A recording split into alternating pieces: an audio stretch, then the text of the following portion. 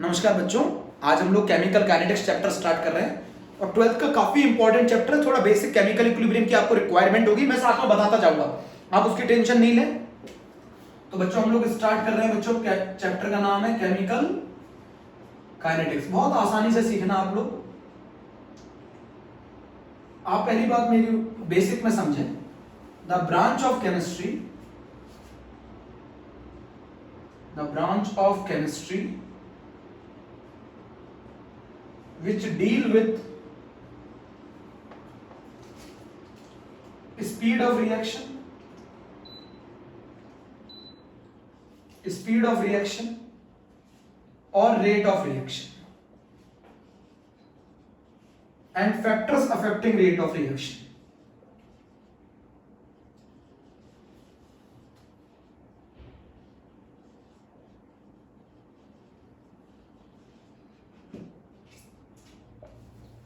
बच्चों ये वो ब्रांच है केमिस्ट्री की जो डील करती है किसके साथ? स्पीड ऑफ द रिएक्शन के साथ, रेट ऑफ द रिएक्शन के साथ, और कौन कौन से फैक्टर्स इस रिएक्शन के रेट को क्या करते हैं? अफेक्ट करते हैं। बच्चों यहाँ पर अगर आप बात बिल्कुल बेसिक नोट्स बनाइएगा अच्छे से। केमिकल का मतलब है केमिकल रिएक्शन और काइनेटिक्स मतलब है रेट ऑफ रिएक्शन। उस रिएक्शन की स्पीड है ना, rate of reaction is also known as speed बच्चों, है ना। Rate of reaction is denoted by capital R or known as the speed of reaction.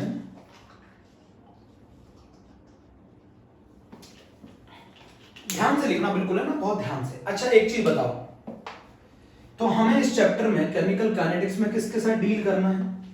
Chemical kinetics में हमको डील करना है स्पीड ऑफ द रिएक्शन और रेट ऑफ रिएक्शन के साथ, है ना। बहुत आसान। केमिकल काइनेटिक्स में हमें डील करना है किसके साथ? स्पीड ऑफ द रिएक्शन और रेट ऑफ रिएक्शन के साथ। अब जरा मेरा एक बहुत इंपॉर्टेंट पॉइंट समझो।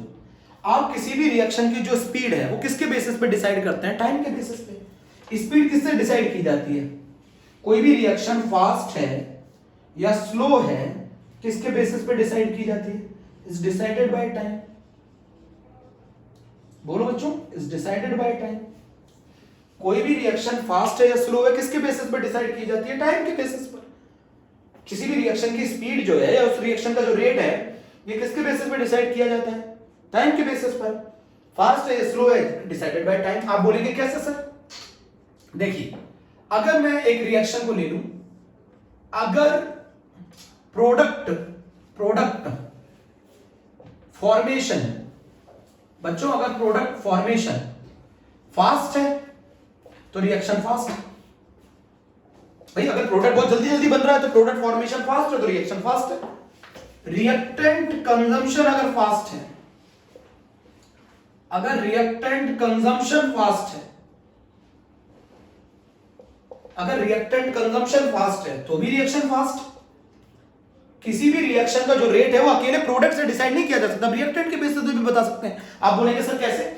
अगर प्रोडक्ट बहुत जल्दी जल्दी बन जाए तो रिएक्शन फास्ट है, अगर रिएक्टेंट बहुत जल्दी जल्दी कंज्यूम होने लग जाए तो भी रिएक्शन फास्ट है, रिएक्टेंट का कंजम्पशन फास्ट है तो रिएक्शन फास्ट है, प्रोडक्ट की फॉर्मेशन फास्ट है तो रिएक्शन फास्ट है। मेरी बात समझो बच्चों, अगर प्रोडक्ट बहुत जल्दी जल्दी बनने लग जाए तो रिएक्शन फास्ट है, और अगर रिएक्टेंट बहुत जल्दी जल्दी कंज्यूम होने लग जाए तो भी रिएक्शन फास्ट है।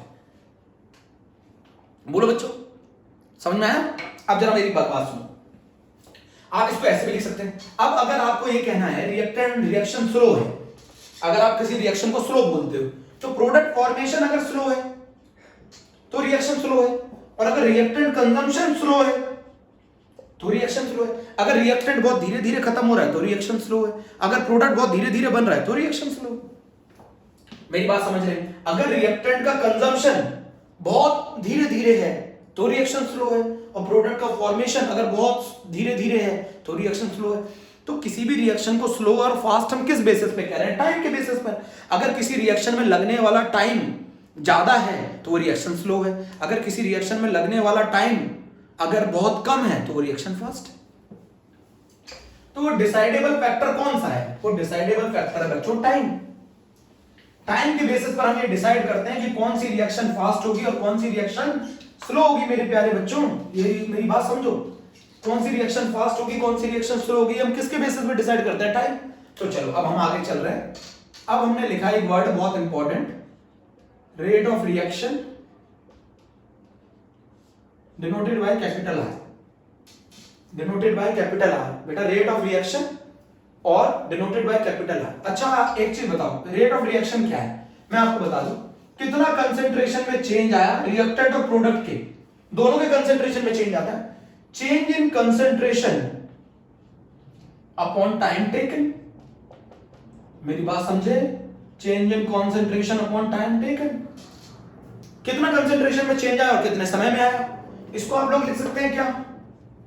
Delta C by delta T, change in concentration upon change in time, change in concentration upon time taken, कितना चेंज आया कंसेंट्रेशन और कितने समय में आया, वो ये बताता है रेट ऑफ द रिएक्शन। अच्छा रेट की यूनिट क्या होगी? यहां यूनिट लिख दो, यहां यूनिट लिख दो। रेट की यूनिट क्या होगी? रेट की यूनिट होगी मोल पर लीटर पर सेकंड, अगर टाइम सेकंड में है तो, अगर टाइम सेकंड में है तो यूनिट होगी मोल पर लीटर पर सेकंड। बहुत आसान है बच्चों। Rate of reaction is equal to change in concentration upon time taken, delta C by delta T, unit mole per litre पर सेकंड। मेरी बात बहुत ध्यान से सुनो, 5 नंबर का ये बोर्ड एग्जाम में चैप्टर है, जिसमें 3 नंबर का न्यूमेरिकल, 2 नंबर की थ्योरी। जबरदस्त चैप्टर है बच्चों, change in concentration upon time taken. तो किसी भी रिएक्शन की स्पीड आप किसके बेसिस पर डिसाइड करते हैं? टाइम के बेसिस पर। तो हमें किसी भी केमिकल रिएक्शन के रेट की स्टडी करनी है।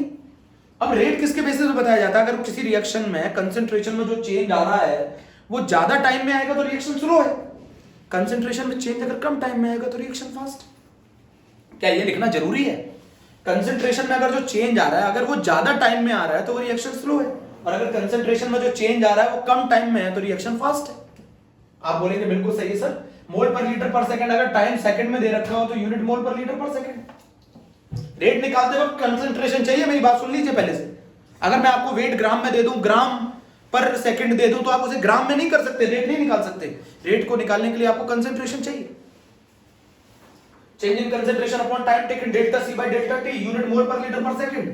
बोलो, चलिए मेरी बात समझिए, बहुत ध्यान से समझना है। अब टाइप्स ऑफ रिएक्शन, अब आप समझिए टाइप्स ऑफ रिएक्शन। मेरे बच्चों बहुत ध्यान से समझिएगा, टाइप्स ऑफ रिएक्शन।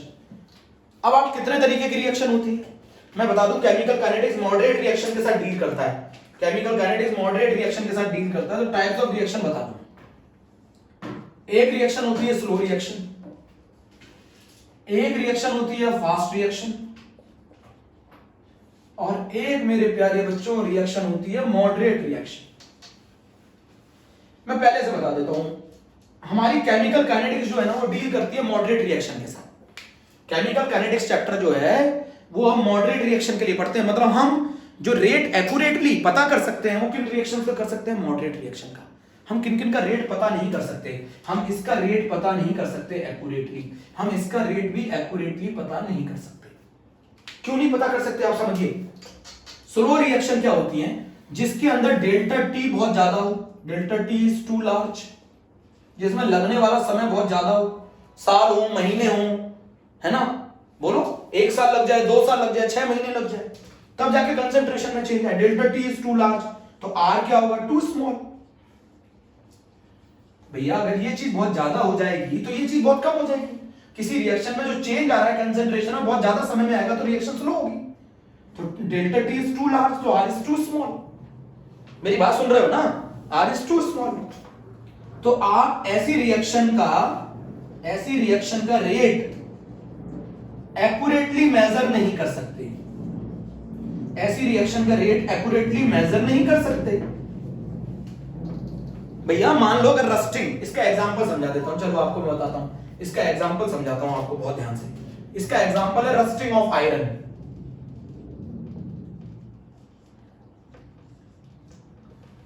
इसका एग्जांपल है रस्टिंग ऑफ आयरन। अब आयरन में जो रस्ट लगती है, रस्टिंग जो होती है, उसके लिए लगभग 1 साल लग जाए, 2 साल लग जाए, तो क्या आप बैठे रहोगे धूप में, पानी में, बरसात में कि कंसेंट्रेशन में चेंज आएगा? 1 साल 2 साल तक हम मेजर करते रहेंगे, 1 साल 2 साल के अंदर रस्टिंग होगी, तो आप इतने समय तक के लिए बैठे रहोगे धूप पानी में, खुद आपको रस्ट लग जाएगी। तो ऐसी रिएक्शन का रेट हम कभी मेजर नहीं कर सकते। किन रिएक्शन में? जिसमें लगने वाला समय बहुत ज्यादा हो, ऐसी रिएक्शन बहुत स्लो होती है, ऐसी रिएक्शन का रेट हम कभी भी एक्यूरेटली मेजर कर ही नहीं सकते। मेरी बात समझ में आ गई? तो स्लो रिएक्शन के लिए ये वैलिड नहीं है ये चैप्टर। अगर हम बात करें फास्ट रिएक्शन की, आप अंडरलाइन कर लेना फास्ट रिएक्शन। अब रिएक्शन फास्ट किसको कहते हैं? बहुत आसान है ना, बोलो फास्ट रिएक्शन किसको कहते हैं? तो फास्ट रिएक्शन कहते हैं जिसमें delta T is very small, delta T is very small, R is too large, R बहुत ज्यादा होगा। मतलब ऐसी रिएक्शन जो फ्रैक्शन ऑफ सेकंड में हो जाए, 10 की पावर -4 सेकंड से लेकर 10 की पावर -16 सेकंड तक। आप बच्चों ये समझो, आप लैब में ऐसी रिएक्शन करने बैठे हो और आप स्टॉप वॉच लेके बैठे हो, स्टॉप वॉच में आप 1 सेकंड मेजर कर सकते हो, 10 की पावर -4 सेकंड मेजर ही नहीं कर पाओगे, आप स्टॉप वॉच स्टार्ट ही नहीं कर पाओगे, उससे पहले रिएक्शन हो जाएगी। 10 की पावर -4 सेकंड से 10 की पावर -16 सेकंड के बीच में जो रिएक्शंस होती हैं बच्चों, ऐसी रिएक्शन में हम रेट एक्यूरेटली मेजर नहीं कर सकते। ऐसी रिएक्शन का रेट हम एक्यूरेटली मेजर नहीं कर सकते। मेरे बच्चे बिल्कुल समझ गए होंगे क्या कहना चाह रहे हैं। ऐसी रिएक्शन के लिए रेट हम एक्यूरेटली मेजर कर ही नहीं सकते। बोलो भाई, delta T is very small, R is too large, 10 की पावर -4 सेकंड से 10 की power -16 second, rate is accurately measure कर ही नहीं जा सकता क्योंकि रिएक्शन बहुत ज्यादा फास्ट है। आप बोलोगे सर ऐसी कौन सी रिएक्शन है सर, बताइए सर। आयनिक रिएक्शन है बच्चों, ऐसी रिएक्शन आयनिक रिएक्शन है, ऐसी रिएक्शन आयनिक रिएक्शन है जिनके लिए बहुत fast reaction fraction of seconds में हो जाती है। मतलब इन रिएक्शन के लिए कभी भी आप रेट एक्यूरेटली मेजर कर ही नहीं पाएंगे। अब मॉडरेट रिएक्शन जिसमें delta T is not too large not too small, delta T is not too large and not too small,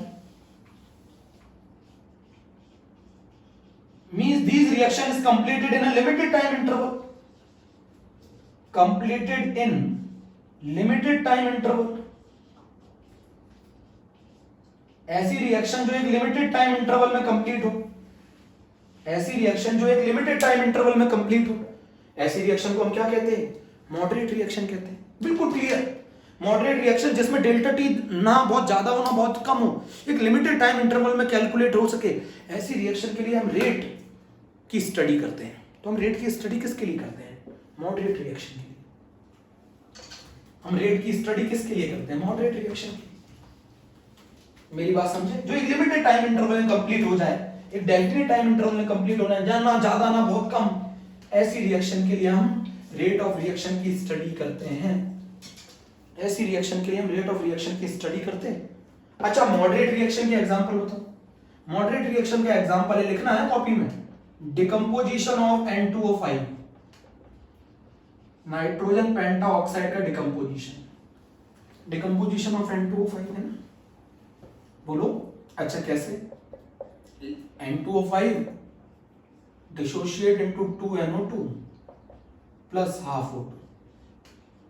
second example, ये फर्स्ट एग्जांपल है। सेकेंड एग्जांपल है बच्चों डिकम्पोजिशन ऑफ H2O2। बताओ क्या होगा? H2O2 हाइड्रोजन पर oxide decompose into H2O plus half O2। ये भी मॉडरेट रिएक्शन। सेकंड। थर्ड जो है वो है hydrolysis of Easter.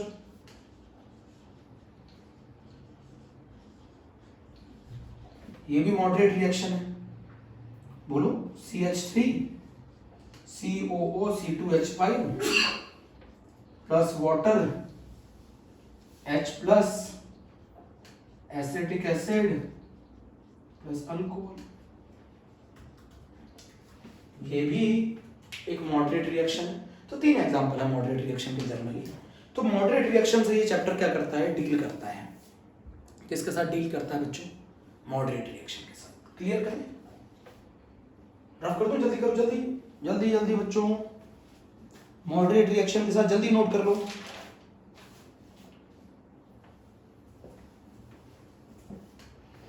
Moderate reaction जल्दी जल्दी नोट कर लो। चलो ठीक है।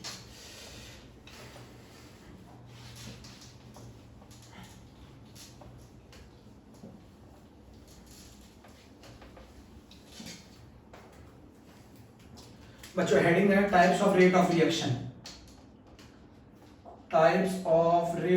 रिएक्शन, मेरे प्यारे बच्चों, types of rate of reaction. अच्छा एक चीज बताओ, कितने तरीके की स्पीड होती है? अगर आपने कोई व्हीकल, अपनी बाइक चालू करी, आपने उसे स्टार्ट में चालू किया एकदम शुरुआत में, तो वो कहलाता है इनिशियल रेट।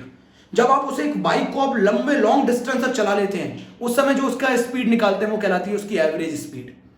मान लो आपने बाइक को 50 किलोमीटर चला लिया, 50 किलोमीटर आपने 1 घंटे में कवर किया, तो वो जो स्पीड होगी वो कहलाएगी उसकी एवरेज स्पीड। किसी पर्टिकुलर मोमेंट पर, किसी पर्टिकुलर इंस्टेंट पर जो स्पीड होगी वो कहलाएगी इंस्टेंटेनियस स्पीड। उसी तरीके से किसी भी रिएक्शन के 3 तरीके के रेट होते हैं। एक रेट होता है एवरेज रेट, जो कि एक टाइम इंटरवल पे कैलकुलेट किया जाता है। जैसे अगर मैं समझाऊं, 5 सेकंड से 10 सेकंड के बीच में अगर मैं आपको बोलूं रेट कैलकुलेट करो, तो आप बोलोगे ये एक पर्टिकुलर टाइम इंटरवल पर कैलकुलेट करना है रेट, उसको हम बोलते हैं एवरेज रेट। मैं आपसे बोलूं 5th सेकंड पर रेट बताओ, वो कहलाएगा इंस्टेंटेनियस रेट। और मैं बोलूं अगर आप स्टार्टिंग में रेट बताओ, तो वो कहलाएगा इनिशियल रेट। तो मैं आपको ये बताना चाहता हूं कि इंस्टेंटेनियस रेट, इनिशियल रेट और एवरेज रेट का क्या है। देखिए बच्चों, इंस्टेंटेनियस रेट वो रेट होता है जो एक पर्टिकुलर मूवमेंट पे, एक पर्टिकुलर इंस्टेंट पे कैलकुलेट। मैं बोलूं जब टाइम 5th सेकंड था तब रेट निकालिए, जब टाइम 5th सेकंड था तब रेट निकालिए, तो वो कहलाएगा इंस्टेंटेनियस रेट। जब मैं बोलूं 5 सेकंड से 10 सेकंड के बीच में रेट निकालिए, तो आप कहेंगे एवरेज रेट। और मैं बोलूं शुरुआत में रेट निकालिए, तो आप बोलेंगे इनिशियल रेट। मेरी बात समझे? तो हमारे 3 तरीके के रेट होते हैं, आपको मालूम है, types of rate of reaction. तो हम सबसे पहले पढ़ने जा रहे हैं average rate.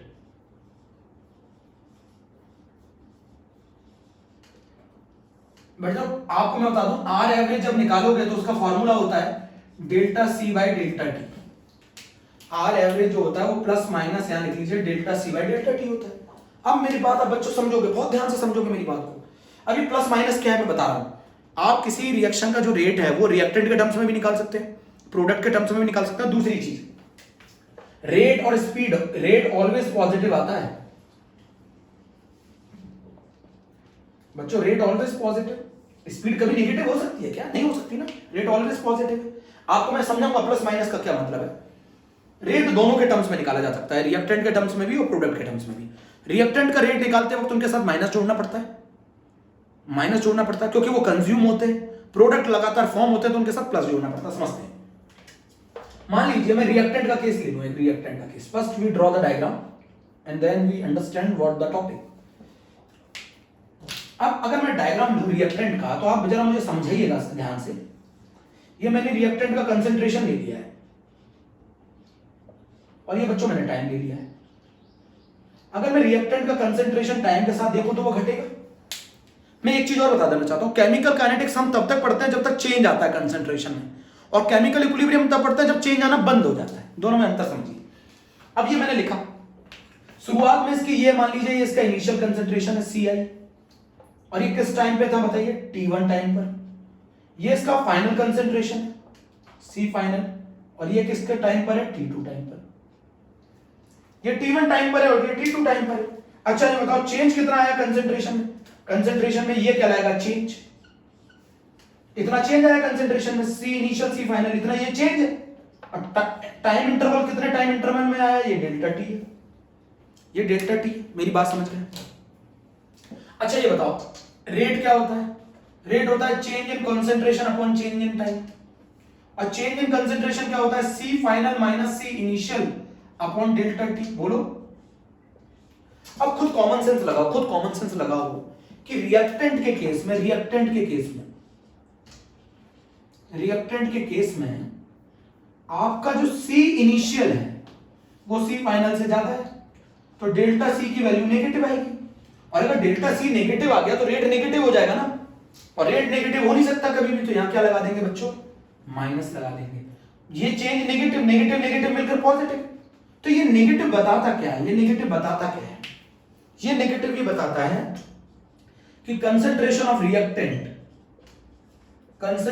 Reactant is decreases with time. Concentration of reactant is decreases with time. मेरे प्यारे बच्चों, कंसंट्रेशन रिएक्टेंट का टाइम के साथ कम हो जाता है, ये बताता है। क्यों कम? आप ये बताओ, अगर ये माइनस नहीं लगाओगे तो रेट नेगेटिव आ जाएगा। ये माइनस हमें यही बताता है, रिएक्टेंट के साथ ऑलवेज माइनस जोड़ा जाता है। ये वैल्यू को नेगेटिव नहीं करता, ये माइनस ये बताता है कि रिएक्टेंट का कंसंट्रेशन टाइम के साथ घट जाएगा, रिएक्टेंट का कंसंट्रेशन टाइम के साथ घट जाएगा। मेरी बात समझे? ये कहलाता है रिएक्टेंट का कंसंट्रेशन टाइम के साथ घट जाएगा। मेरी बात समझ गए?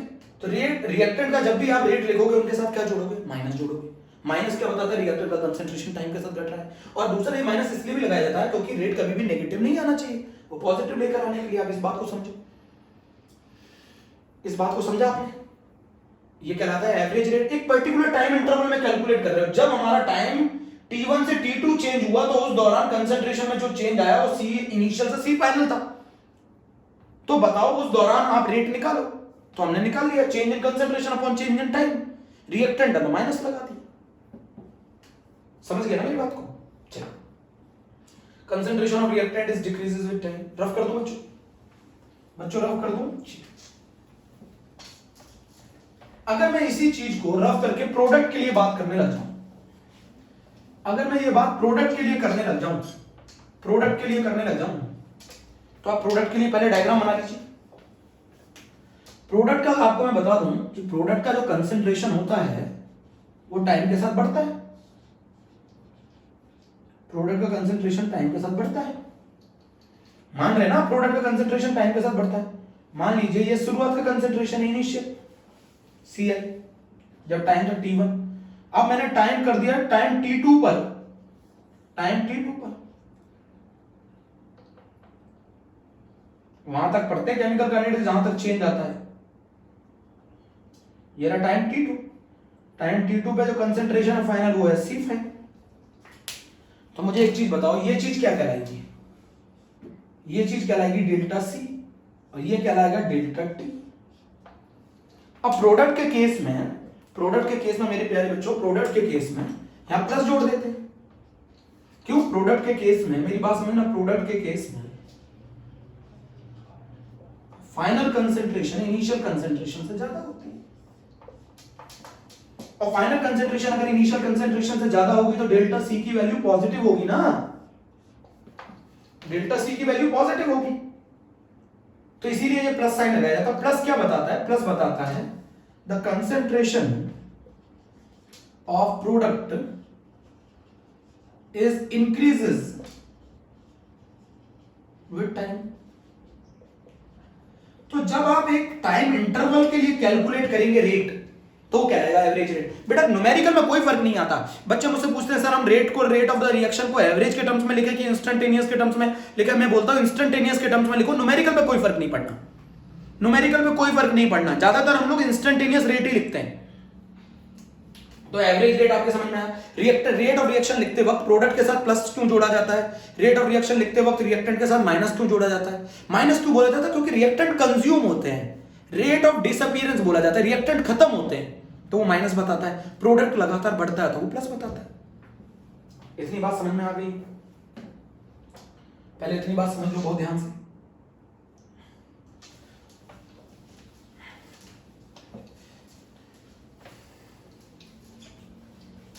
अब बच्चों हम लोग इंस्टेंटेनियस रेट की बात कर रहे हैं। किस रेट की? इंस्टेंटेनियस रेट की बात कर रहे हैं।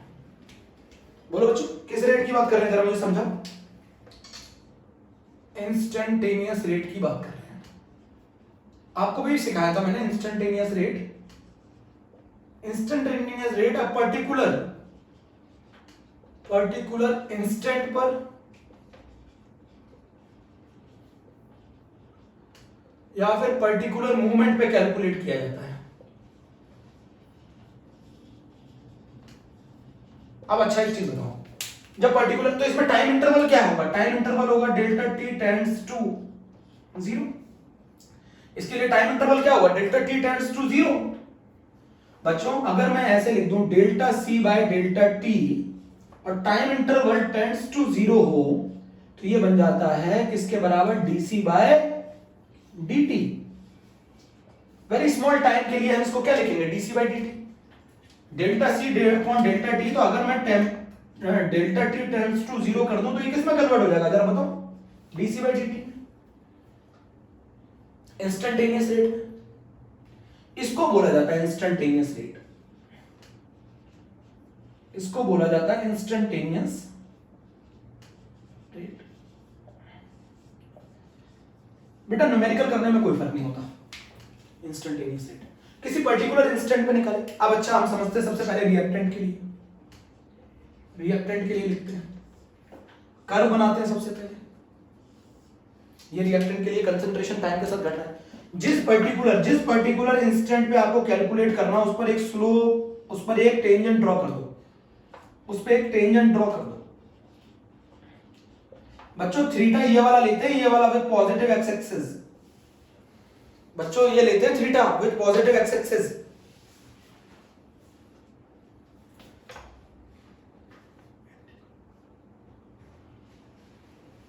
इसको लेते हैं बच्चों theta with positive X axis. सुन रहे हैं? अब आप सुनिए टेंजेंट, इस टेंजेंट का जो स्लोप होगा, अब यहां पर बच्चों मैंने क्या ले लिया, यहां पर कॉन्सेंट्रेशन ले लिया, यहां पे टाइम ले लिया रिएक्टेंट का। अब जरा सुनो मेरी बात, इस टेंजेंट का जो स्लोप होगा वो क्या होगा, टेंजेंट का स्लोप नेगेटिव होगा और स्लोप बराबर होगा माइनस के डीसी बाई dt। स्लोप क्या होगा, dy बाई dx, और वो नेगेटिव आएगा तो माइनस डीसी बाई dt, और बराबर क्या होगा बच्चों, tan थीटा। अभी भी नहीं समझे बच्चों, ये स्लोप नीचे की तरफ है ना तो नेगेटिव होगा, और स्लोप क्या होगा इसका बताओ, इस टेंजेंट का स्लोप क्या होगा, dy by dx। dy by dx क्या होगा, dc बाई dt, और स्लोप कहते हैं नेगेटिव है तो नेगेटिव जुड़ा साथ तो माइनस dc बाई dt। तो ये बराबर होगा किसके, r इंस्टेंटेनियस के। तो रिएक्टेंट के केस में r इंस्टेंटेनियस होता है माइनस का dc बाय dt। जरा मेरी बात समझो, आप क्लियर कर लो क्यों आया ये minus dc by dt। Reason है क्योंकि स्लोप नेगेटिव है और आपका जो रेट होगा वो किसके बराबर है, स्लोप के। स्लोप है नेगेटिव, नेगेटिव में किसके बराबर, माइनस dc बाय dt।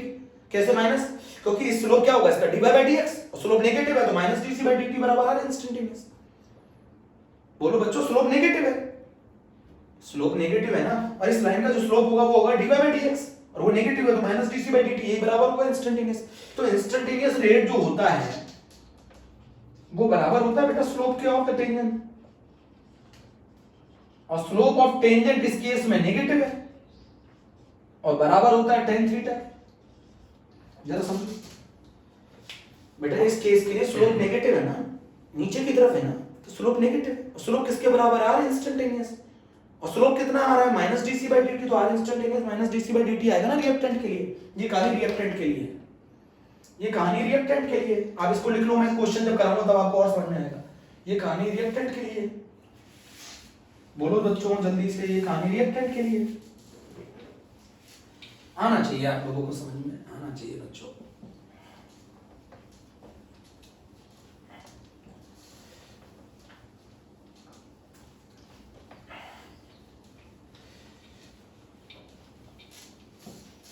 मेरी बात समझ रहे? अब जरा बात करना, अगर मैं बात करूं प्रोडक्ट की, जरा इधर देखो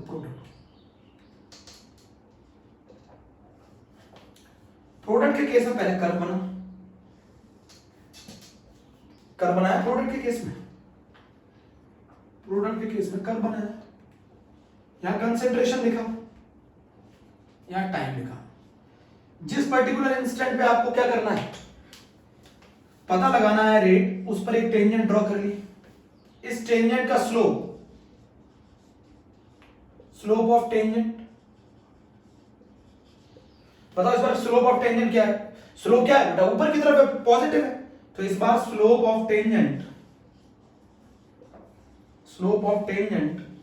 is positive is equals to tan theta is equals to plus का dc बाय dt। बोलो बच्चों, भैया इस बार आपने इस पर एक टेंजेंट ड्रॉ करी है, ये रही टेंजेंट, इस टेंजेंट का स्लोप, तो इस बार स्लोप पॉजिटिव होगा ना, इस बार स्लोप पॉजिटिव होगा क्योंकि ऊपर की तरफ है, स्लोप नीचे की तरफ तो नेगेटिव, ऊपर की तरफ तो पॉजिटिव। किसके बराबर होगा, प्लस के dc बाय dt के बराबर tan थीटा। बोलो बच्चों, क्लियर कर लो पहले तो आप। तो प्रोडक्ट के केस में, और ये बराबर होगा r इंस्टेंटेनियस। तो अगर आप इंस्टेंटेनियस रेट प्रोडक्ट के केस में निकालते हो तो वो प्लस का आएगा, क्यों आएगा, क्योंकि स्लोप प्लस है, पॉजिटिव है। और अगर रिएक्टेंट के केस में निकालते हो तो माइनस आएगा। प्रोडक्ट के केस में निकालते हो तो प्लस आएगा, और रिएक्टेंट केस में निकालोगे तो माइनस आएगा। चलो यहां तक की बात खत्म हो गई, नोट करो बेटा। रिएक्टेंट के केस में स्लोप नेगेटिव आ रहा था, और इंस्टेंटेनियस रेट जो है सॉरी वो स्लोप के बराबर है, तो स्लोप अगर नेगेटिव होगा तो इंस्टेंटेनियस रेट नेगेटिव होगा, और अगर स्लोप पॉजिटिव होगा तो इंस्टेंटेनियस रेट पॉजिटिव होगा। प्रोडक्ट के केस में स्लोप पॉजिटिव आ रहा है, रिएक्टेंट के केस में स्लोप नेगेटिव आ रहा है। अब बच्चों हम लोग आज का मेन टॉपिक चालू कर रहे हैं। अभी मैं इनिशियल रेट आगे बता दूंगा, कोई दिक्कत नहीं है, मुझे याद है इनिशियल रेट बताना है। हम लोग जो अगला टॉपिक चालू कर रहे हैं, relation between rate of reaction of various reagent, relation between rate of reaction of various reagent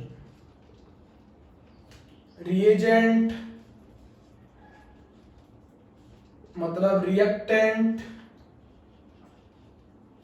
और प्रोडक्ट। रिएजेंट का मतलब यहां पे रिएक्टेंट और प्रोडक्ट है।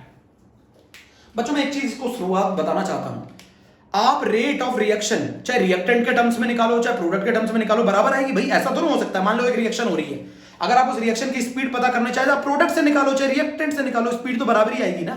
नहीं समझे? रिएक्टेंट का अगर किसी रिएक्शन का अगर आपको रेट निकालना है तो आप चाहे वो रिएक्टेंट से निकालो चाहे प्रोडक्ट से निकालो, रिएक्शन की स्पीड तो एक ही होगी। तो याद रखिएगा मेरी बात बहुत ध्यान से कि स्पीड चाहे रिएक्टेंट के टर्म्स में निकालो चाहे प्रोडक्ट के टर्म्स में निकालो, वो तो ऑलवेज सेम आएगी। अब जरा मेरी बात सुनो, एक एग्जांपल से समझते हैं इस कंसेप्ट को।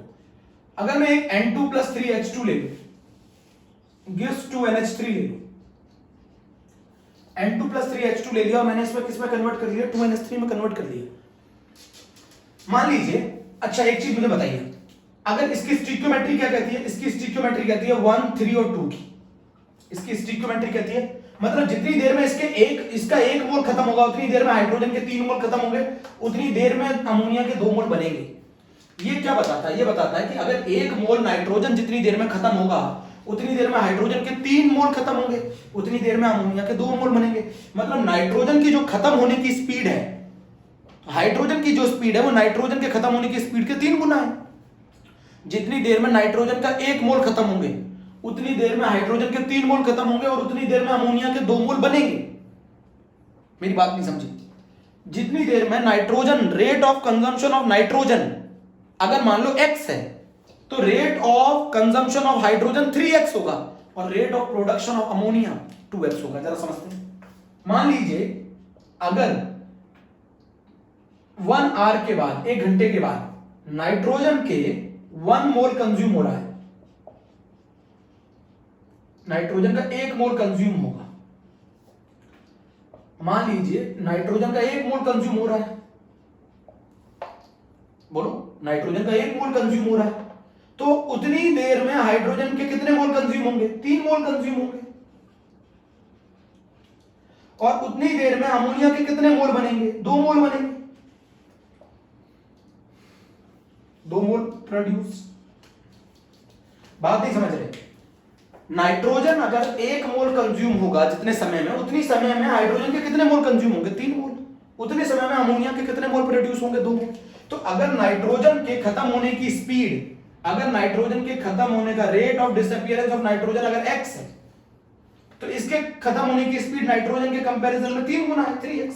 और इसके कंपैरिजन में इसका 1 मोल खत्म हो रहा है तो इसके कितने मोल बन रहे हैं? 2। तो इसके कंपैरिजन में इसकी जो स्पीड है, इसका जो रेट है वो 2x होगा। तो मैं आपको बता दूं, रेट ऑफ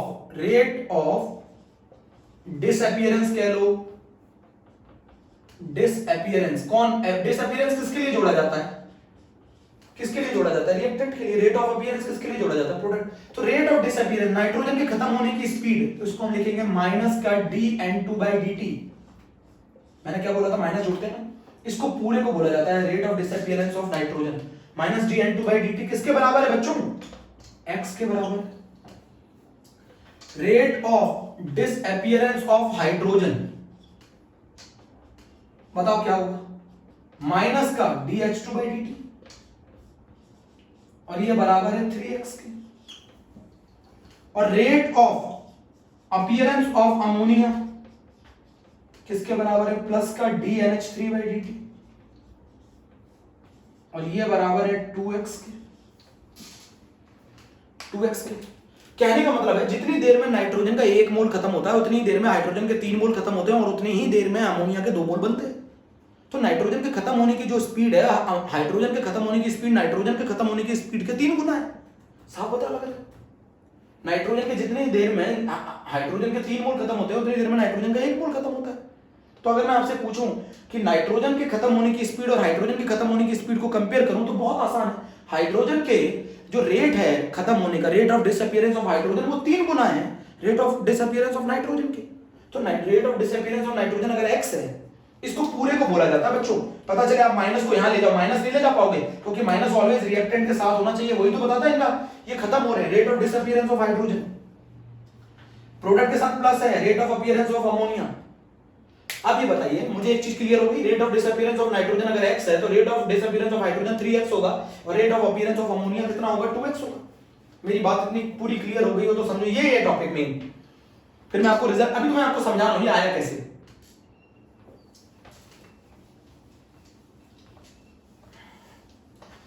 ये बच्चों अभी तो मैं आपको ये समझा रहा हूं ये आया कैसे। अच्छा एक चीज बताओ, यहां तक मैं पूरा रफ कर दूं।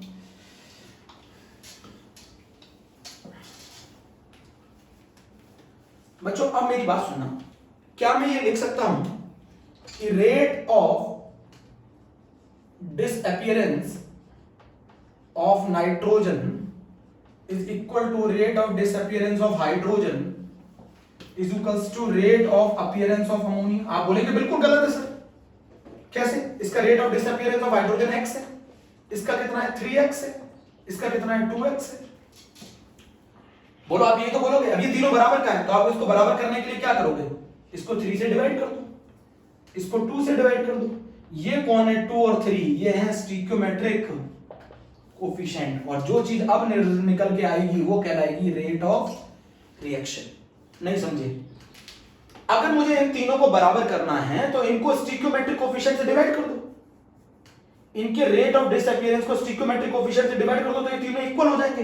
तो रेट ऑफ डिसअपीयरेंस और रेट ऑफ अपीयरेंस को अगर हम स्टिक्योमेट्री से डिवाइड कर दें तो जो चीज निकल के आती है वो कहलाती है रेट ऑफ रिएक्शन। अब आप समझिए और समझिए जरा, मैं सिखाता हूं आपको। जैसे ये मान लो अभी मैंने लिखा था N2 + 3H2 gives 2NH3, है ना? N2 + 3H2 gives 2NH3 लिखा था। तो अगर मैं आपसे बोलूं इसका रेट ऑफ रिएक्शन लिखो तो आप क्या लिखोगे, -dN2/dt अपॉन 1 बराबर माइनस का dH2/dt अपॉन 3 बराबर प्लस का dNH3/dt अपॉन 2। आप जरा समझो, मुझे बताओ। मैंने अभी आपको सिखाया था अगर मुझे इन तीनों को बराबर करना है, जैसे rate of disappearance of nitrogen वो था x, rate of disappearance of hydrogen था वो था 3x और rate of appearance of ammonia था 2x। अगर मुझे इनको बराबर करना है तो मुझे इनको किससे डिवाइड करना पड़ेगा, स्टिक्योमेट्रिक कोफिशिएंट से, और वही चीज कहलाती है रेट ऑफ रिएक्शन। तो अगर किसी के रेट ऑफ अपीयरेंस और रेट ऑफ डिसअपीयरेंस को आप स्टिक्योमेट्रिक कोफिशिएंट से डिवाइड कर देते हैं तो जो चीज आप निकालते हैं वो कहलाती है रेट ऑफ रिएक्शन, वो कहलाती है रेट ऑफ रिएक्शन। तो रेट ऑफ रिएक्शन चाहे आप N2 से निकालो, चाहे आप H2 से निकालो, चाहे अमोनिया से निकालो, सेम ही आएगा। तो कुछ नहीं करना है, रेट ऑफ अपीयरेंस और रेट ऑफ डिसअपीयरेंस को उनके स्टिक्योमेट्रिक कोफिशिएंट से डिवाइड कर दो, वो कहलाने लगेगी रेट ऑफ रिएक्शन। बोलो बच्चों, वो कहलाने लगेगी रेट ऑफ रिएक्शन। मेरी बात समझ गया? नहीं समझे? अभी भी नहीं समझे? चलो एक और समझा दो, समझा।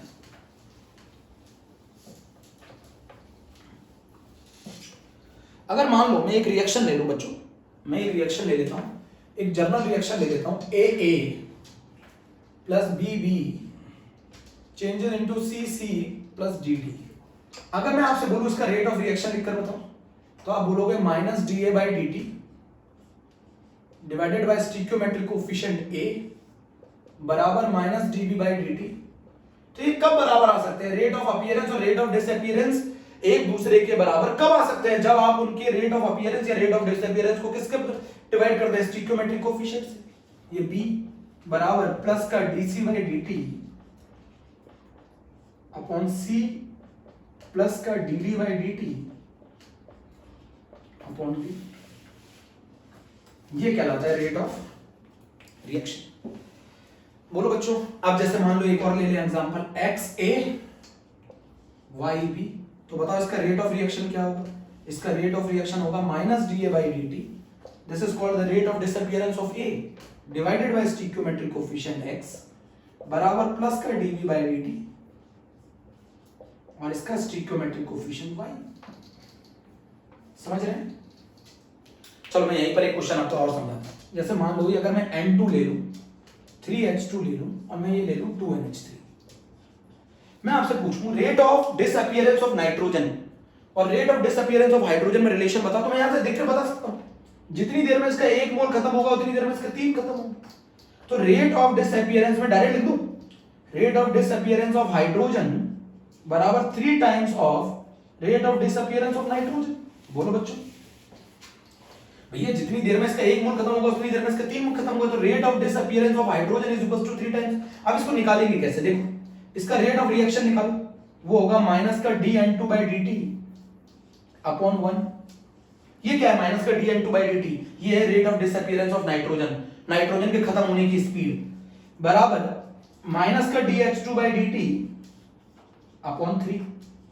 बोलो, अब मुझे क्या निकालना है? मुझे माइनस dH2/dt निकालना है इन द टर्म्स ऑफ, तो इस 3 को इधर मल्टीप्लाई कर दो, तो ये क्या आ जाएगा? Minus dH2/dt is equal to 3 into minus का dN2/dt।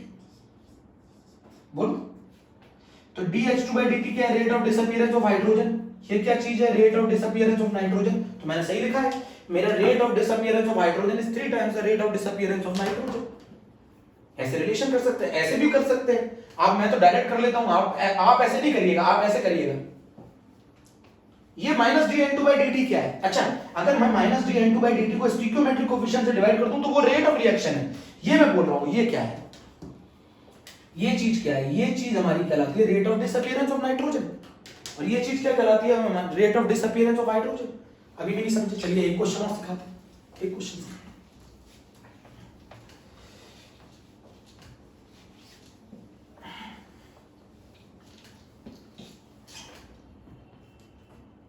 मेरी बात समझना, अगर मैं आपको दे दूं half A changes into 2b, जी का क्वेश्चन है 2008 का, क्वेश्चन पूछ रहा है इनके रिलेशन बताइए, रेट ऑफ अपीयरेंस और रेट ऑफ डिसअपीयरेंस में रिलेशन बताइए। तो बताओ मैं क्या लिखूं? रेट बराबर minus dA/dt upon 1/2 is equals to plus का dB/dt अपॉन 2। तो अगर मैं इसको सॉल्व करूं तो मेरा माइनस dA/dt बराबर आ रहा है 1/4 dB/dt। 1/4 dB/dt, ये 2 ऊपर गया, 2 यहां नीचे, 1/4। ये चीज क्या बोली जाएगी? ये बताओ, ये क्या बोला जाएगा? ये बोला जाएगा rate of disappearance of A कितने times? 1/4 into rate of appearance of B. Check करो, चेक करो, half A changes into B. Clear है? क्लियर? नहीं? जल्दी बोलो, जल्दी। पहले मैं समझा दूं पूरा, आप इस चीज को अच्छे से लिख लो। हाफ ए चेंजेस इनटू, देखिए एक चीज और बताओ, अगर मैं यहां समझाना चाह रहा हूं N2 प्लस 3H2 था, गिव्स 2NH3 था, तो स्टिक्योमेट्रिक कोएफिशिएंट का रेशियो कितना है? 1:3:2। अब मान लीजिए इस इक्वेशन को मैं ऐसे चेंज कर दूं, इस इक्वेशन को मैं ऐसे चेंज कर दूं, 2N2 plus 6H2 gives 4NH3। अभी भी स्टिक्योमेट्रिक कोएफिशिएंट का रेशियो क्या होगा जरा बताओ? 1:3:2, अभी भी यही है। तो इनके रेट ऑफ अपीयरेंस और रेट ऑफ डिसअपीयरेंस पे कोई फर्क नहीं पड़ेगा, क्योंकि वो डिपेंड करते हैं स्टिक्योमेट्रिक कोएफिशिएंट के रेशियो पर।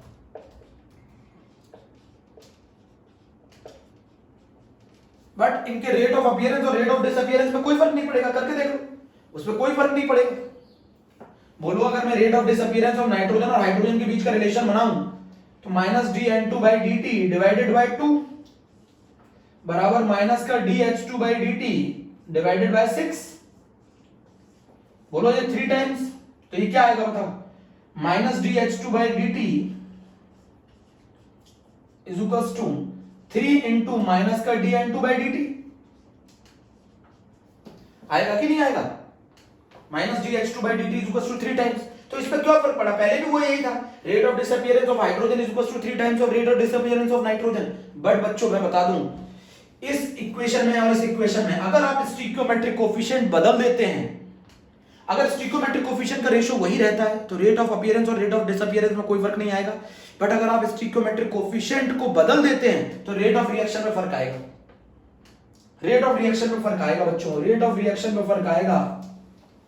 इसीलिए कभी भी क्वेश्चन में बैलेंसिंग आप अपने आप नहीं करेंगे, जो दे रखी है वही फॉलो करेंगे।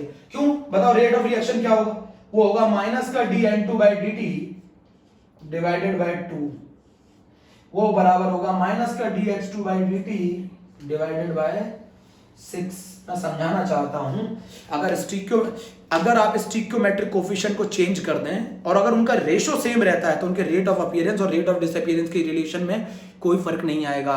बट अगर आपने स्टोइकियोमेट्रिक कोफिशिएंट को चेंज किया है तो उसका रेट ऑफ रिएक्शन बदल जाएगा। इसीलिए आप अपनी मर्जी से क्वेश्चन में छेड़छाड़ ना करें, जो क्वेश्चन में दे रखा है उसी को फॉलो करें। नहीं समझे, समझो फिर मुझे पूछना। ये मेरा पहला टॉपिक आज का क्या हो गया बच्चों, खत्म हो गया। आप इस चीज को नोट कर लेना, आपको समझ में आया हो तो ठीक है। अगले टर्म पे और बहुत बेहतरीन क्वेश्चन लेकर आएंगे। ओके, थैंक यू बच्चों।